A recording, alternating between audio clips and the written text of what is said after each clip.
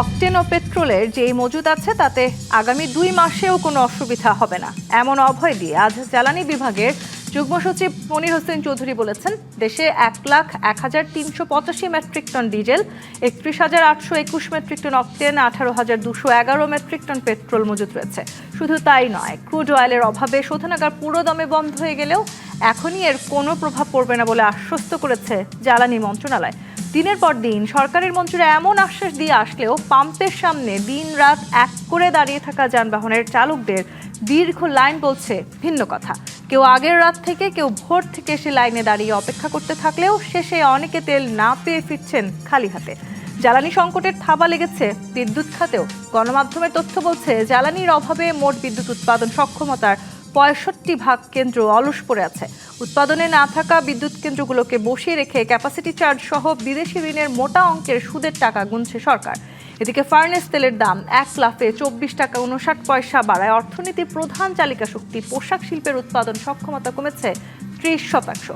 Jet ফুয়েলের আকাশচুম্বী দামেও আকাশপথে ভ্রমণে উড়োজাহাজের টিকিট যাত্রীদের নাগালের বাইরে চলে যাচ্ছে। একদিকে পর্যাপ্ত জ্বালানি তেল মজুদ থাকার নিশ্চয়তা, অন্যদিকে যানবাহনের লাইন ক্রমেই দীর্ঘ হচ্ছে কেন?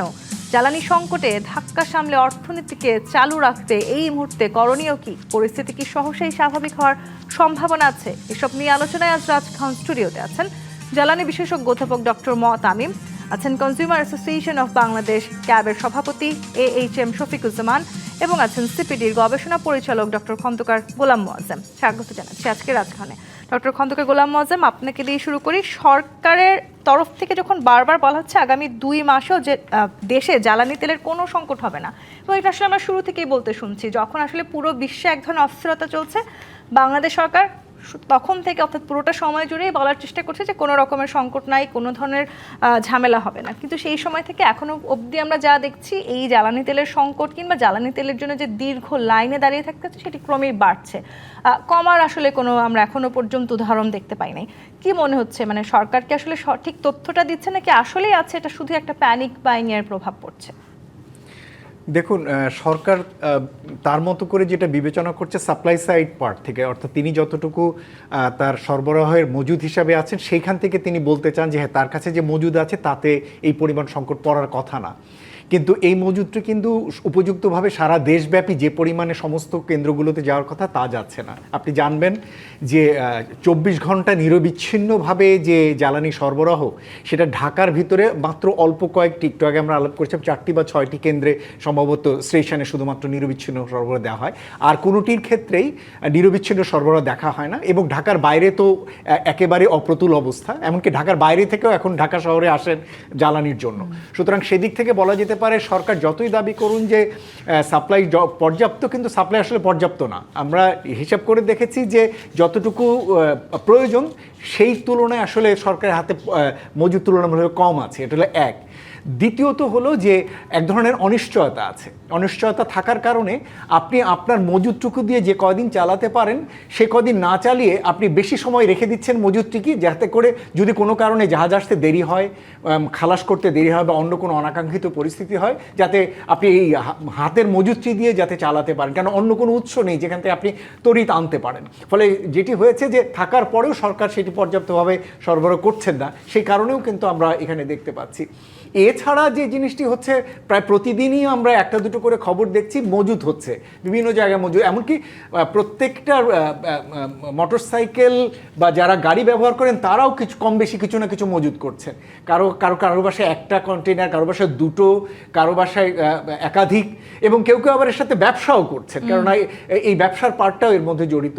সমস্যা হয়েছে যে এই পুরো জিনিসটি সরকারের তদারকির বাইরে।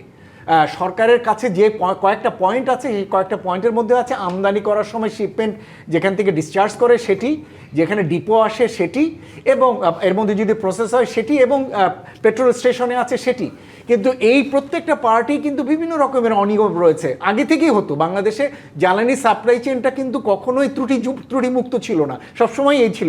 এখন যেহেতু একটা সুবিধা পাওয়া গিয়েছে, সকলেই এটা ব্যবহার করছে, যে যেখান থেকে পারে কিছুটা রেখে, কিছুটা ছেড়ে দিয়ে, কিছুটা বাড়তি মূল্যে সেটি বিক্রি করছে। ফলে এই সব কিছুর প্রভাব পড়ছে বাজারের উপরে। সমস্যা অন্য জায়গায়।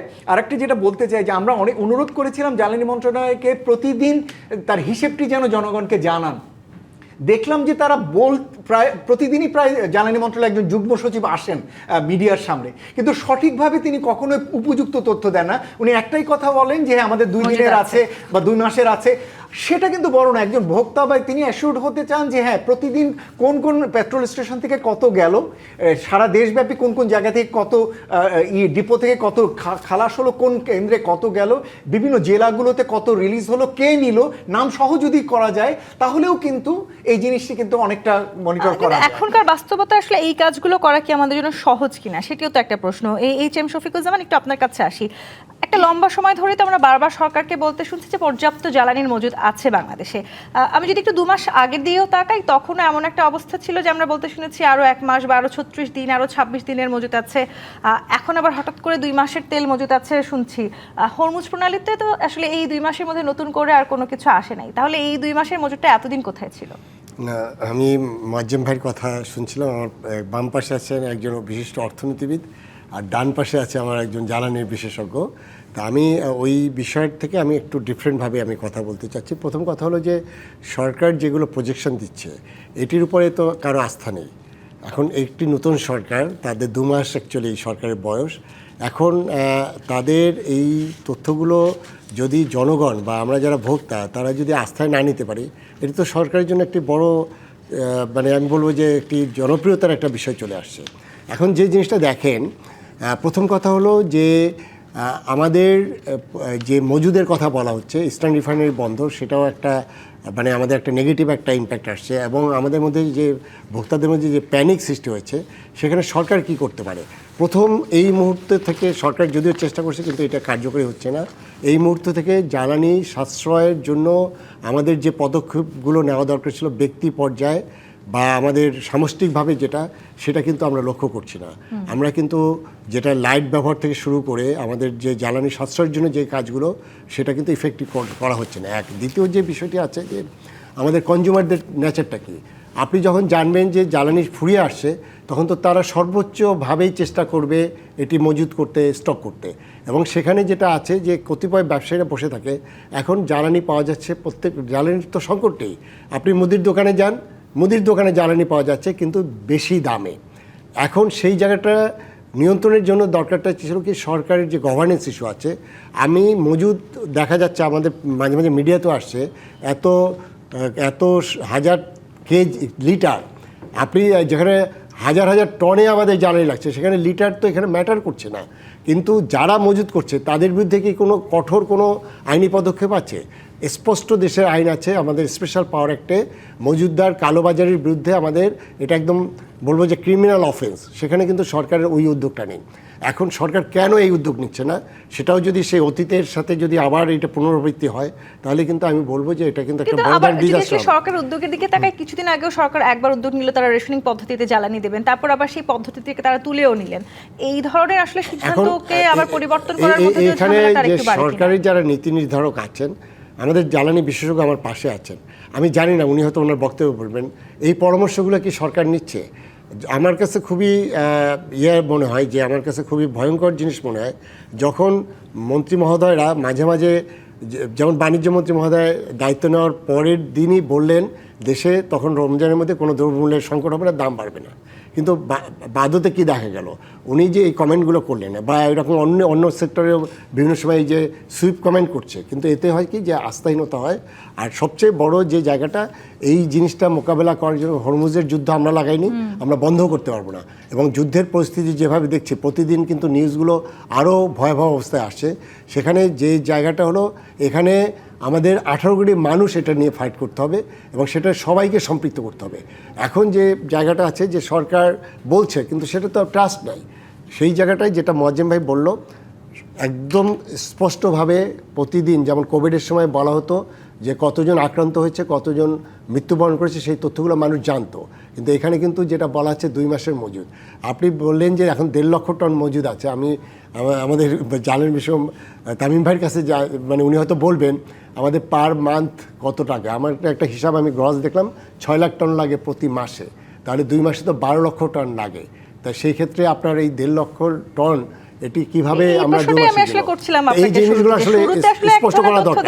এবং সেখানে আরেকটা জিনিস আমি একটু বলি ধরেন সরকারের অফিসাররা যে গাড়িতে যায়, সেখানে একটা ক্যাম্পাস থেকে 5 জন অফিসার 5টা গাড়িতে যাচ্ছে, দরকার তো নাই। আমি 5 জন মিলে তো আমরা যেটাকে বলে রাইড শেয়ারিং করে যেতে পারি। তাই সেই জায়গাগুলোতে তো আমরা কোনো স্পষ্ট কোনো কিছু দেখছি না। তাই আমার মনে হয় যে এটি একটা সামগ্রিক বিষয়, এবং এই সামগ্রিক বিষয় ফাইট করতে গেলে সবাইকে নিয়ে করতে হবে। সেখানে যারা বিশেষজ্ঞ আছে, তাদের মতামত, অর্থনীতিবিদরা আছে, কারণ এটার ইম্প্যাক্টটা এত গভীরে। এটি কিন্তু আমাদের প্রথমে তো পরিবহন সেক্টরে পড়বে। আমাদের এক্সপোর্টের মূল যে জায়গাটা RNG এক্সপোর্ট, সেটি কিন্তু অলরেডি 30% হয়েছে। হ্যাঁ, প্রতিটা জায়গায় দ্রব্যমূল্যের দামও বেড়ে আমি গেছে। আপনার কাছে আসি। প্রধানমন্ত্রীর উপদেষ্টাও বলেছেন যে জ্বালানি সংকটের যে বোঝা, সেটা সবাইকে ভাগ করে নিতে হবে, কিন্তু সেই জায়গাটিতেই তো আসলে প্রশ্নটা, সবাইকে যদি ভাগ করে নিতে হয়, তাহলে সরকার আবার যেভাবে বারবার আশ্বস্ত করার চেষ্টা করছে, সেই আস্থাটাতে কি জনগণকে আনতে পারছে কিনা জ্বালানি সংকটকে ঘিরে? না, আমরা যে চিত্রটা দেখতে পাচ্ছি, স্বভাবতই বলতেই হয় যে সেই আশ্বস্ততে মানে সরকার যে আশ্বস্ত করছে তার প্রতি কোনো আস্থা নেই, মানুষের আস্থা নেই। এই যে আস্থাহীনতা, এটা যে শুধু দেশীয় কারণে সেটা কিন্তু না, আন্তর্জাতিক যে যুদ্ধের পরিস্থিতিটা আছে সেটা কিন্তু একটা চরম অনাস্থা সৃষ্টি করছে মানুষের মধ্যে। কারণ আমরা জানি যে আমাদের মূল জ্বালানিটা আসে হচ্ছে মধ্যপ্রাচ্য থেকে, এবং হরমুজ প্রণালী বন্ধ থাকাতে মধ্যপ্রাচ্য থেকে সব জ্বালানি আসা বন্ধ হয়ে গেছে। সুতরাং সেইখানেই সবচেয়ে বড় অনাস্থা, অর্থাৎ আন্তর্জাতিক যে পরিস্থিতি, তাতে মানুষ বিশ্বাস করতে চাইছে না যে সরকার অন্য কোথাও থেকে জ্বালানি আমদানি করতে পারছে। একটু আগে যে বললেন যে আপনি হঠাৎ করে জ্বালানির মজুদ বেড়ে গেল কেন, নিশ্চিতভাবে নতুন চালান এসেছে। চালান আসার কারণেই জ্বালানির পরিস্থিতি হয়তো আরও উন্নতি হয়েছে, বিশেষ করে ডিজেল এবং অকটেন এবং পেট্রোল। সত্যিকার অর্থে আমাদের জ্বালানির যেখানে সংকট আছে এবং মজুদ থেকেও যেটা বোঝা যাচ্ছে, সেটা হচ্ছে ডিজেলের সংকট। ডিজেল আমাদের মাসে লাগে 4 লাখ টন, আজকে আমরা দেখলাম 1,36,000 টন ডিজেল আছে। 2 মাসের মজুদ কীভাবে? 2 মাসের মজুদ অকটেন পেট্রোলের আছে, কিন্তু তার মানে 4 লাখ টনে মাত্র 1 লাখ, তার মানে ডিজেলের একটা বড় সংকট হতে পারে। এবং ডিজেল সংকটের আমরা নানা রকম আলামত আমরা দেখতে পাচ্ছি। অ্যাকচুয়ালি কৃষক তার সেচের কাজে ব্যাহত হচ্ছে, মাছ ধরার নৌকো যে ডিজেলের ইঞ্জিন দিয়ে চলতো, যেসব ইঞ্জিন নৌকো আছে সেখানে অনেকগুলো বন্ধ হয়ে গেছে এবং ভাড়া বেড়ে গেছে। লঞ্চ থেকে শুরু করে পরিবহনে বিভিন্ন জায়গায় আমরা দেখতে পাচ্ছি এটার একটা প্রভাব পড়ছে। হ্যাঁ, প্রভাব পড়ছে। তো অকটেন পেট্রোলের ক্ষেত্রে স্বাভাবিকভাবেই আমার যেটা মনে হচ্ছে সেটা হচ্ছে যে কতগুলো পেট্রোল পাম্পে যা প্রয়োজন তার চেয়ে বেশি সরবরাহ করা হচ্ছে, অর্থাৎ নিয়মিত কন্টিনিউয়াস সরবরাহ করা হচ্ছে। সেই পেট্রোল পাম্পগুলিতে আমরা দীর্ঘ লাইন দেখতে পাচ্ছি, অনেকগুলো পেট্রোল পাম্প বন্ধ হয়ে আছে।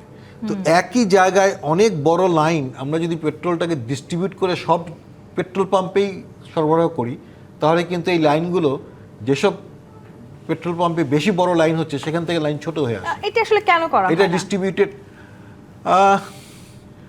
সরকার ডেফিনেটলি সাপ্লাইটাকে কন্ট্রোল করতে চাচ্ছে, সাপ্লাই সাইডটাকে। সরকার যখন বলে যে আমি আগামী 10 দিনের আমার চাহিদা, আমার মজুদ আছে, let's say 10,000 ton, daily 1,000 ton আমার খরচ হবে, 10,000 টন আমার মজুদ আছে, আমি বলছি আমার 10 দিনের মজুদ আছে। এটা কিন্তু আগে স্বাভাবিক যে চাহিদা ছিল তার উপর ভিত্তি করে বলা। এখন যদি চাহিদা, আমরা জানি প্রতিটা পেট্রোল পাম্পে যেখানে বিক্রি হচ্ছে তারা বলছে তাদের চাহিদা দ্বিগুণ হয়ে গেছে। এখন 1,000 জায়গায় যদি 2,000 টন একটা জায়গায় বিক্রি হয়, একদিনে বিক্রি হয়, তাহলে 5 দিনে আমার মজুদ শেষ হয়ে যাবে। আমার পরবর্তী জাহাজ হয়তো 7 দিন পরে আসবে। স্বাভাবিকভাবে সরকারের হাতে আর কোনো মজুদই থাকবে না যদি তারা পুরো চাহিদাটা মেটানোর জন্য পুরোটা দিয়ে দেয় একসাথে।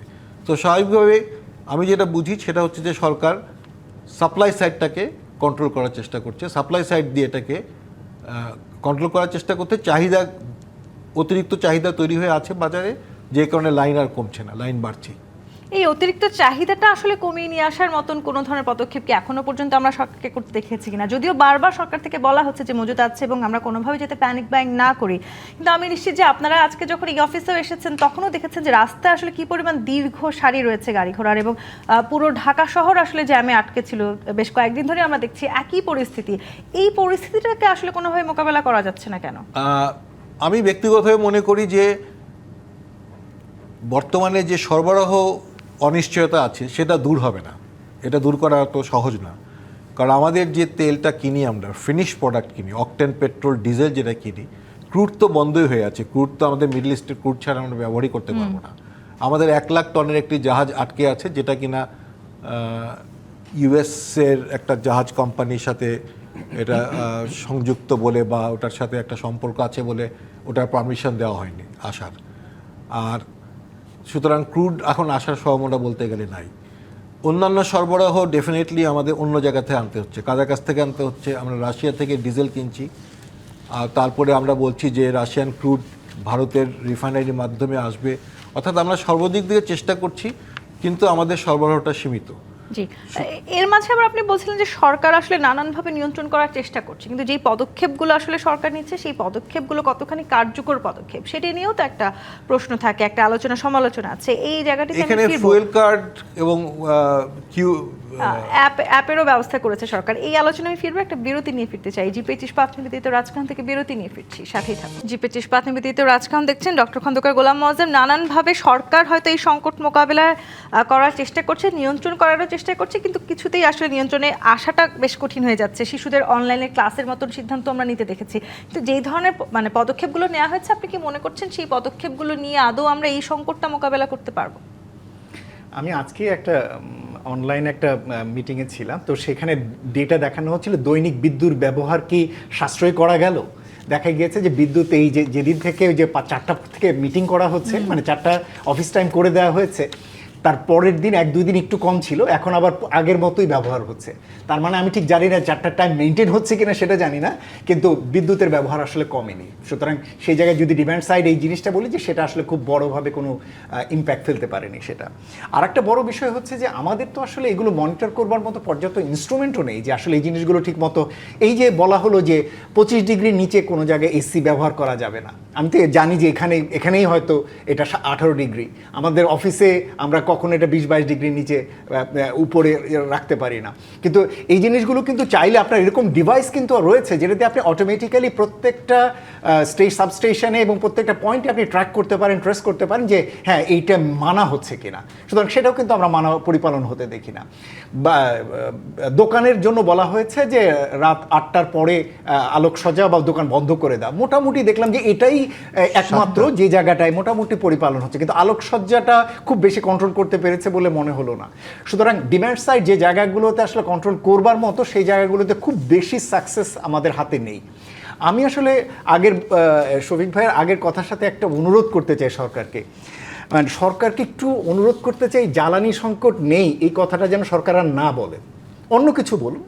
জ্বালানি সংকট নেই এই কথাটা এখন অনেকটা হাস্যকর একটা, এখন আমরা প্যানিক বাইং এর মতো একটা অবস্থায় আছি। বরঞ্চ এই কথাটা শুনলে লোকজন আরো কেন জানি মনে হয় কি আসলে মনে হয় সংকট রয়েছে, এই জন্য সরকার মনে হয় বেশি করে বলছে। অনুরোধ করব জ্বালানি মন্ত্রী, প্রধানমন্ত্রী, অর্থমন্ত্রী, অর্থ উপদেষ্টা এবং এখন তো তথ্য উপদেষ্টাকেও দেখে এই বিষয়গুলো বলতে, এবং চিফ হুইপকেও দেখে এগুলো বিষয় বলতে অনুরোধ করব। জ্বালানি সংকট নেই এটা বাদ দিয়ে অন্যভাবে আপনারা জ্বালানির বিষয়গুলো বলুন। সংসদেও তো বারবার বলা হচ্ছে দেশে জ্বালানির কোনো সুতরাং যেহেতু সংকট রয়েছে, কিন্তু সংকট সরকারের আন্তরিকতা নিয়ে আমরা প্রশ্ন তুলছি না। সরকার চেষ্টা করছেন রেগুলার ভিত্তিতে যেখান থেকে ঋণ করা যায় ঋণ করে, যেখান থেকে অন্যান্য বাজার থেকে বাড়তি মূল্যে কেনা সেটা কিনে সেই চেষ্টাটি হচ্ছে, কিন্তু ঘাটতি যে একটা স্বাভাবিক সময়ের মতো সাপ্লাই এখন দেওয়া যাবে না, এটা স্বাভাবিক। সুতরাং স্বাভাবিক সাপ্লাইটা দেবার চেষ্টাটা না করে বরঞ্চ যে সাপ্লাইটি রয়েছে সেটাই সরকার কিভাবে দিচ্ছেন, সরকার কিন্তু এটা জানাচ্ছেন না যে কোন জেলায় কতটুকু পাঠাচ্ছেন, সেটা জানাতে পারেন সরকার। এবং সেই জিনিসগুলো জেলা পর্যায়ে কিন্তু ডিসি অফিসগুলো তদারকির ভিতরে রয়েছে, তারাও দেখতে পারেন যে হ্যাঁ এই জ্বালানি সংকটের ধাক্কাটা যে অন্যান্য খাতেও লাগছে সেটিও তো আসলে বিশেষভাবে বলার প্রয়োজন কিনা এখন অন্তত এই মুহূর্তটাতে দাঁড়িয়ে। হ্যাঁ, মানে ওই যে আবার বলছি যে জ্বালানি এমন একটা মৌলিক কাঁচামাল যেটা প্রায় সব খাতকে কম বেশি এফেক্ট করছে, সব খাতকে। যেমন হুট করে সেদিন শুনছিলাম যে হাসপাতালগুলোতে ইমার্জেন্সি আইসিইউ জায়গাতে ঠিকমতো বিদ্যুৎ সরবরাহ করা যাচ্ছে না। কেন? তারা জেনারেটর চালায় ডিজেল দিয়ে, ডিজেল পাওয়া যাচ্ছে না। চিন্তা করে দেখুন লিঙ্কেজটা। আবার বলা হচ্ছে গভীর সমুদ্রে যারা মাছ ধরতে যান ট্রলার নিয়ে, তারাও ডিজেল চালিয়ে ওই ধরনের নৌযান নিয়ে যান, তারা সেটি পাচ্ছেন না। ইরিগেশনের কথা তো আমরা দেখতেই পাচ্ছি, যেটা এখানে এই মুহূর্তে সেটার সংকটের কারণে কিন্তু সাপ্লাই দেওয়া যাচ্ছে না, এবং সেখানেও একটা ঘাটতি পড়ছে। যেহেতু গ্যাসের এই মুহূর্তে চাহিদা বেশি, সেজন্য সার কারখানাগুলোতে গ্যাস বন্ধ করে গ্যাস ডলার দিয়ে আমদানি করে সাপ্লাই দিতে যাচ্ছি। সুতরাং আমাদেরও বোঝার বিষয় রয়েছে যে সংকটটি এই মুহূর্তে রয়েছে, আমরা স্বাভাবিক সময় সাপ্লাই পাবো না, এটা আমাদেরও বোঝার বিষয় রয়েছে। সেই জায়গাটি দেখা, একটা জায়গায় এখন পর্যন্ত সরকার হাত দেননি। আমরা এর মাঝখানে মাননীয় মন্ত্রীর সাথে এক জায়গায় দেখা হয়েছিল, সেখানে বলেছিলাম এই যে প্যানিক বাইং বা এই যে অতিমাত্রায় মজুত করে রাখা বাড়তি কেনা, এই প্রবণতাটা কমানো দরকার ভোক্তা পর্যায়ে। একটা উপায় হতে পারে জ্বালানির মূল্য বৃদ্ধি।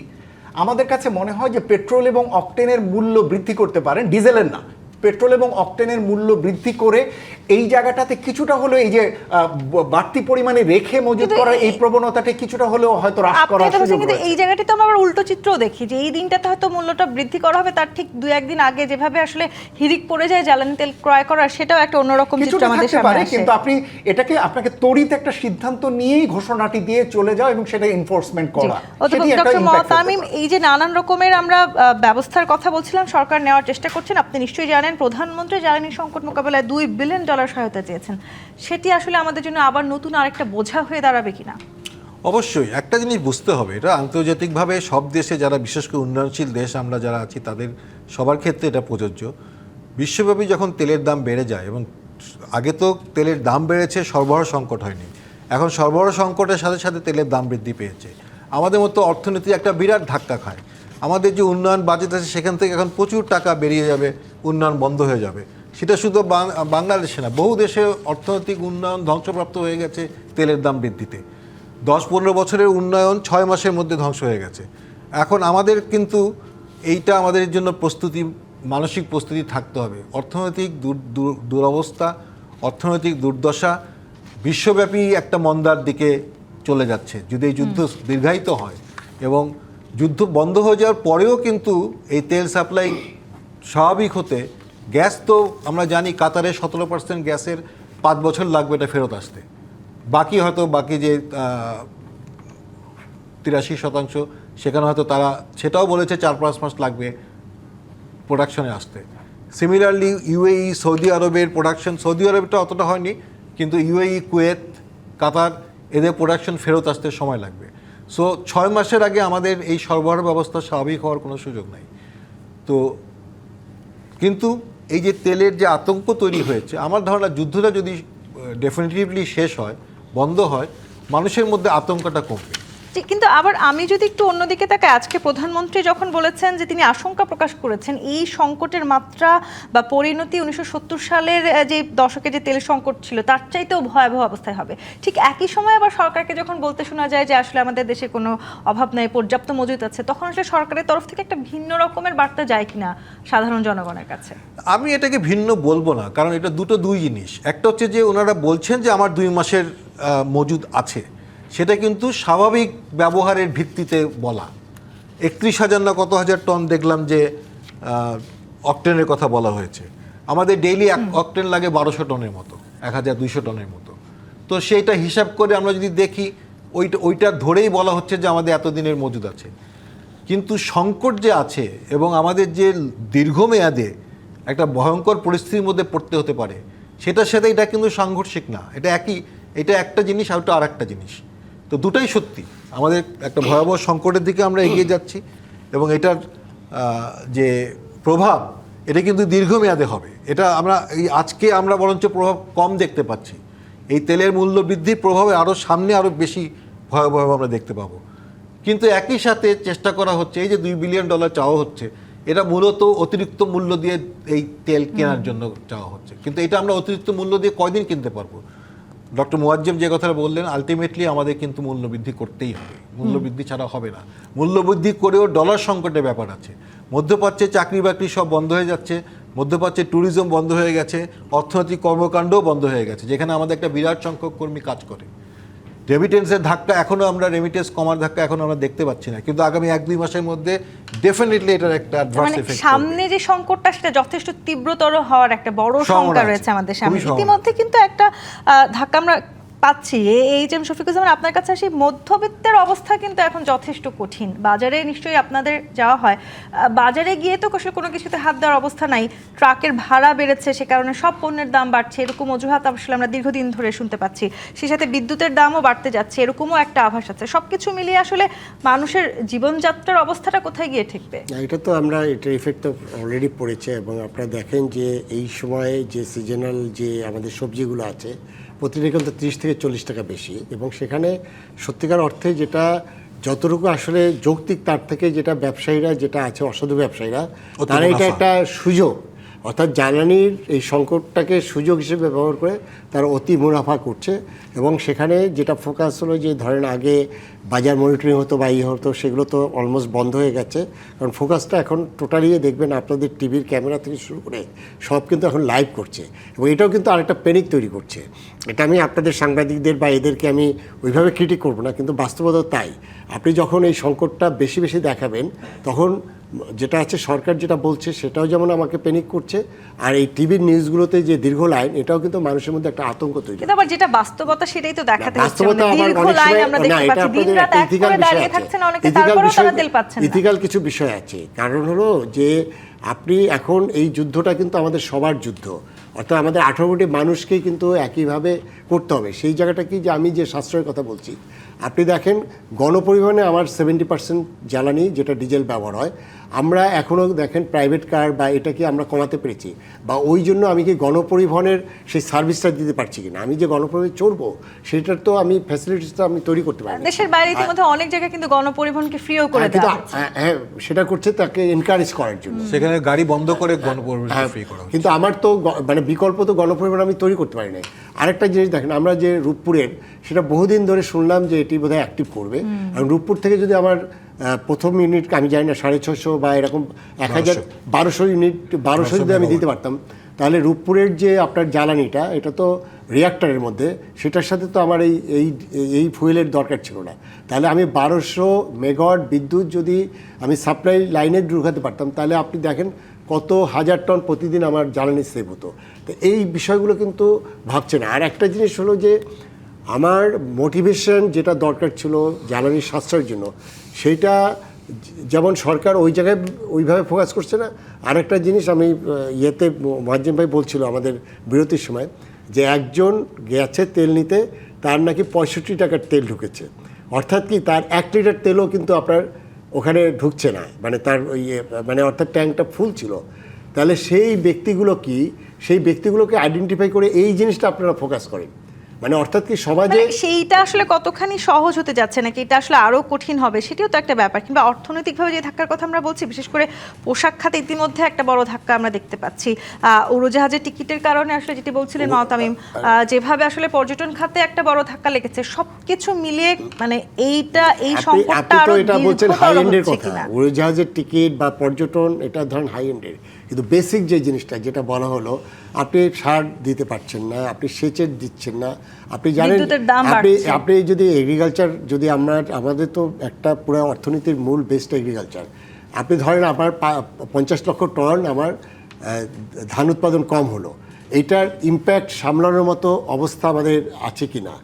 এই প্রশ্নটা আমি করতে চাই ডক্টর মোয়াজ্জেম আপনার কাছে। এই যে ইম্প্যাক্টের কথা বারবার বলছি আমরা, ঋণের অঙ্কটা আসলে মোটা হচ্ছে, মানে সুদের যে হার সেটি দিন দিন বাড়ছে, কমার আসলে কোনো সুযোগ এই মুহূর্তে হয়তো আমাদের সামনে নাই। তাহলে আসলে আমরা ভবিষ্যৎটা কিভাবে দেখব, কিভাবে আসলে এই জায়গাটিতে আমরা স্বাভাবিক হওয়ার সম্ভাবনা আছে কিনা? আমি আপনার উত্তর নিব, একটা বিরতি নিয়ে ফিরতে হবে আমাকে। জিপি ইস্পাত নিবেদিত রাজখান থেকে আরেকটি বিরতি নিয়ে ফিরছি, সাথেই থাকুন। জিপি ইস্পাত নিবেদিত রাজখান দেখছেন। ডক্টর মোয়াজ্জেম, যে প্রশ্নটা রেখে বিরতিতে গিয়েছিলাম, একটা মোটা অঙ্কের সুদের টাকা গুনতে হচ্ছে সরকারকে সহসাই, তার মানে এই সংকটটা কাটার আভাস অন্তত এই মুহূর্তে আমাদের পাওয়ার সুযোগ নাই। সামনে তাহলে আসলে কেমন দিন আসতে যাচ্ছে? এমনি আসলে এই সংকটের আগে থেকে বিদ্যুৎ খাতের সংকট ছিল। বিদ্যুৎ খাতের প্রায় 17,000 কোটি টাকা তার নেগেটিভ লস, সে নেগেটিভ প্রফিট বা যেটাকে আমরা লস বলে থাকি। পেট্রো বাংলার প্রায় 4,500 কোটি টাকা মাইনাস ছিল, তার ব্যালেন্স ছিল, সুতরাং সেটাও সে আসলে লুজ মেকিং ছিল। বিপিসি কেবলমাত্র মুনাফা করছিল, সেটা দিয়ে সে চালাচ্ছিল। আমাদের হিসাবে যেটা যে আগামী 3 মাসের জন্য তার যে পরিমাণ আমদানি করতে হবে, সেটার জন্য তার প্রায় বাড়তি প্রায় $2.2 বিলিয়ন প্রয়োজন। এবং আগামী বছর যদি উচ্চ থাকে এলএনজি এবং অন্যান্য মূল্য যদি 20% বা তার থেকে বেশি থাকে, যেটা আমরা হিসেব করেছিলাম, তাতে বাড়তি প্রায় $3.5 বিলিয়ন লাগবে তাকে ওই বাড়তি পরিমাণটুকু আমদানি করার জন্য। সুতরাং সেই জায়গাটি কোথা থেকে কি সংস্থান করবে সেটি একটি বিষয়। একটু আগে আপনি একটা আলোচনা করছিলেন যে সরকার কি সচেতন রয়েছেন যে তার ক্রাইসিসটা কতটা ডিপ। আমার ধারণা না, সম্ভবত সরকার প্রত্যেকটি সমস্যাকে আলাদা আলাদা করে দেখছেন। আমার মনে হয় যে এখন সামনে আসলে জ্বালানি রেখে বাকিগুলো দেখা উচিত। কেন বলছি আমি, দেখেন আজকেই সম্ভবত পত্রিকাতে একটি খবর এসছে যে সরকার নতুন করে 6 লক্ষ সরকারি কর্মচারী নিয়োগ দেবেন। আমার জানা মতে এখন সরকারি খাতে এই মুহূর্তে আসলে সংকোচনের সুযোগ রয়েছে। যেভাবে ডিজিটালাইজ সিস্টেম হয়ে গেছে, ইন্টিগ্রেটেড সিস্টেম রয়েছে, যেভাবে সিস্টেমগুলো যেভাবে ডেভেলপ করছে, তাতে যা লোক আছে সেটিকেই কমানো যায়। আমি নিজের চোখে এমন অনেক প্রতিষ্ঠান দেখেছি যেখানে প্রায় অর্ধেকের মতো লোকবল সেখানে কমানোর সুযোগ রয়েছে। সেইগুলো না করে আরও নতুন করে বাড়তি লোকবলের কথা সরকার ভাবছেন এখানে। এটা আমি বোঝা যায় যে স্রেফ নতুন সরকার এসছে, তার রাজনৈতিক অঙ্গীকারের জায়গায় এটি নিয়ে যায়। এই ব্যয়টা কোথা থেকে মিটবে, এই টাকাটা কোথা থেকে আসবে? যেখানে আপনার বিদ্যুতের বিল দেবার টাকা নেই, যেখানে আপনার পেট্রো বাংলার নিজের আসলে এই মুহূর্তে দেনার ভিতরে রয়েছে। এই বাড়তি মূল্যে যখন বিদ্যুৎ কেনার জন্য জ্বালানি কিনতে হবে, সেই বাড়তি টাকা দিয়ে দেবার মতো বিদ্যুৎ কাছে সাশ্রয় নেই, সেই ভর্তুকিটা কোথা থেকে আসবে? ঠিক একইভাবে সরকারি কর্মচারীর বেতন বৃদ্ধির একটা প্রেশার রয়েছে। আর যেটা কমিশন দিয়ে গিয়েছে সেটা পূর্ণ বাস্তবায়ন করতে গেলে 1 লক্ষ কোটি টাকা এক্সট্রা লাগবে বলা হয়েছে।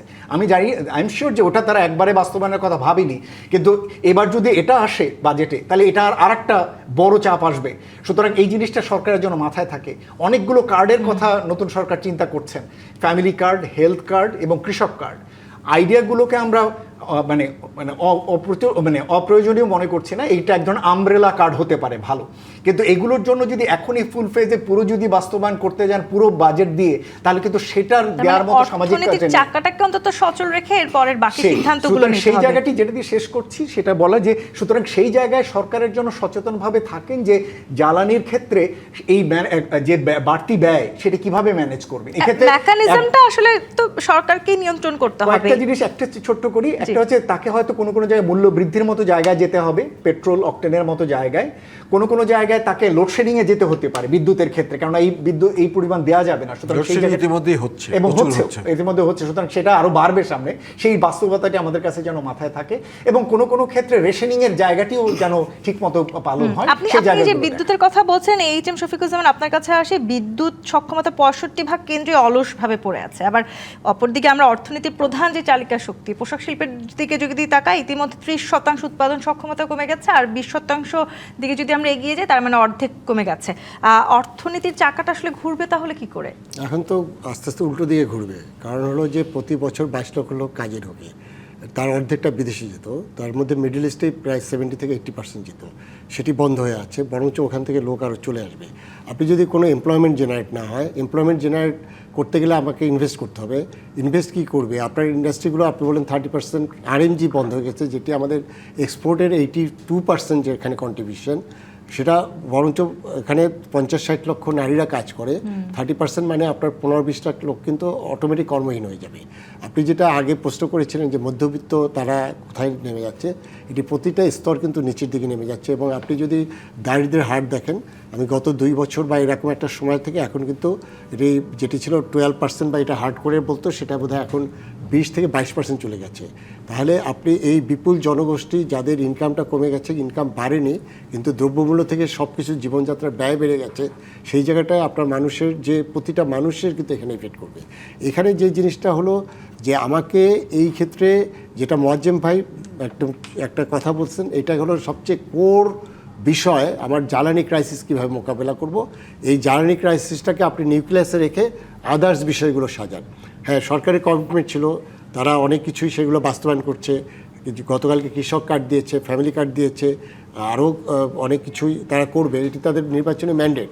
কিন্তু এই মুহূর্তে তারা যদি এই জ্বালানি রিলেটেড এই ইস্যুগুলোকে যদি অ্যাড্রেস না করতে পারে, সেই ক্ষেত্রে কিন্তু তারা আমি যেটা বলছি যে সেটা হলো যে আমাদের মানে যেটা আইন শৃঙ্খলা থেকে শুরু করে আমাদের প্রতিটা জায়গায় কিন্তু এটার ইম্প্যাক্ট পড়বে। তো নিশ্চয়ই। সেখানে আমি আমার তার কাছে মানে এই জায়গাটিতে একটি সমন্বিত এবং দূরদর্শিতামূলক এবং এক ধরনের সবাইকে নিয়ে পদক্ষেপ এখানে প্রয়োজন। কিন্তু কাউকে আপনার লেফট বিহাইন্ড রাখা যাবে না। এই জায়গাটি ততপক ডক্টর সবাইকে নিয়ে মহতাব আমাদের আপনার এই কাছে জিনিসটাকে আসি। অ্যাড্রেস করতে হবে। এই যে সবাইকে নিয়ে আসলে সামনে এগিয়ে যেতে হবে, সেই জায়গাটিতে এতক্ষণ আসলে আমরা অনেক নেতিবাচক কথা শুনেছি, একটু ইতিবাচক ভাবে কি আসলে শেষ করা যায় কিনা, সেই সুযোগ আছে কিনা এই সংকট মোকাবেলার কোনো?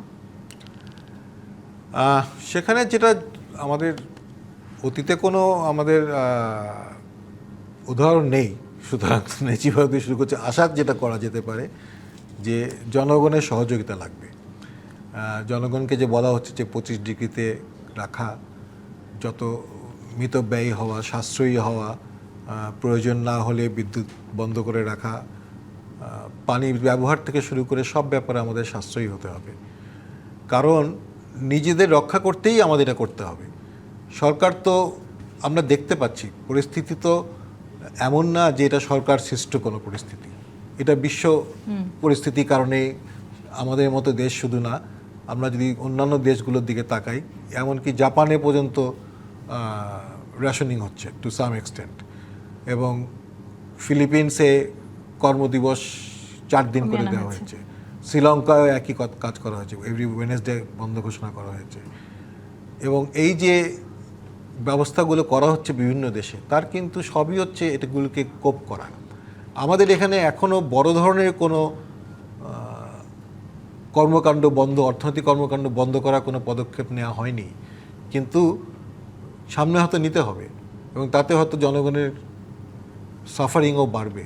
কিন্তু ইতিমধ্যে আসলে আমরা যে বেশ কিছু স্বল্পমেয়াদী পরিকল্পনাগুলো গ্রহণ করেছি, সেই পরিকল্পনাগুলো আসলে দীর্ঘমেয়াদী হওয়ার কোনো প্রয়োজন আছে বলে কি মনে করেন? অফিস সময় 4টা করা হয়েছে, তাতে আসলে যাতায়াতের যেই সাশ্রয়, সেটাতে কিন্তু কোনো লাভ হচ্ছে না। আগে মানুষ 5টায় যাওয়া আসা করতো, এখন 4টায় যাওয়া আসা করছে। বিদ্যুৎ সাশ্রয়ের কথা বলা হচ্ছে, কিন্তু ডক্টর মোয়াজ্জেম বলেছে যে প্রথম 2 দিন দেখা গেছে বিদ্যুৎ আসলে ঘাটতির মধ্যে, এখানে সাশ্রয় হওয়ার কোনো স্কোপ নাই। হয়তো লোডশেডিংটা কমতে পারে কিছুটা, কারণ ঘাটতি পরিস্থিতিতে যদি আমি আরও মানে সাশ্রয় করিও, ঘাটতি তো থেকেই যাচ্ছে, তার মানে হচ্ছে আমার চাহিদা কিন্তু কমছে না। আর এই গরমটা মানে ওয়েদার একটা বিরাট ফ্যাক্টর হয়ে দাঁড়াবে সামনে, যেটা কিন্তু আমি ইতিমধ্যে শুনেছি 7-8 ঘন্টা বিদ্যুৎ ইতিমধ্যে loadshedding গ্রাম হচ্ছে। পর্যায়ে 7-8 ঘন্টা লোডশেডিং হচ্ছে। শহরে সবসময় বলা হয় যে সমানভাবে চারিদিকে করা হবে, কিন্তু শহরে আসলে লোডশেডিং কম করা হয়, কারণ শহরে যদি লোডশেডিং ব্যাপকভাবে করা হয় তাহলে যে কোনো সরকারের পক্ষে টিকে থাকাই মুশকিল হয়ে যায়। এটাই হচ্ছে সত্য। তো যেই কারণে আমরা দেখতে পাচ্ছি গ্রামে গঞ্জে এখন কিন্তু লোডশেডিং বেড়ে যাচ্ছে, এবং সামনে আমাদের সবচেয়ে গরম সময়টা সামনে আসছে। এই 15ই এপ্রিল থেকে 15ই মে, এই 1 মাস হলো worst time in terms of heat. হ্যাঁ, তো এই সময় আমাদের ওই যেসব কনজারভেটিভ মেজার্স আমরা নিতে চাচ্ছি, কনজারভেশনের যেসব মেজার আমরা নিতে চাচ্ছি, সেগুলো যদি আমরা সবাই মিলে কাজ করি তাহলে হয়তো কিছুটা হলেও স্বস্তি পাওয়া যেতে পারে। তার মানে সবশেষ কথা হচ্ছে সবাই মিলে আসলে এই মোকাবেলা করতে হবে এই সংকটটিকে। অধ্যাপক doctor Mohtamim, HM. Shafiquzzaman, doctor Khondaker Golam Moazzem, অসংখ্য ধন্যবাদ আজকে রাজকাহনের সময় দেওয়ার জন্য। দর্শক, আজকের মতো বিদায় নিচ্ছি। জিপি 25 নিমিত্ত রাজকাহন থেকে ফিরবো আগামীকাল রাত 10টায় নতুন রাজকাহন নিয়ে। ডিবিসির সঙ্গেই থাকুন।